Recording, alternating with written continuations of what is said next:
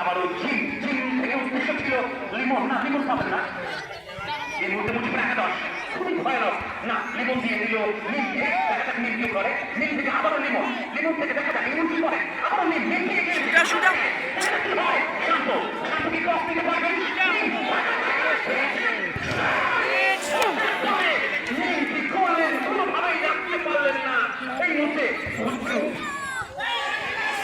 আবারও গোলের দেখার সম্ভাবনা ছিল। আবারও সেই মুন্সিপাড়া একাদশ এবার জুবিলি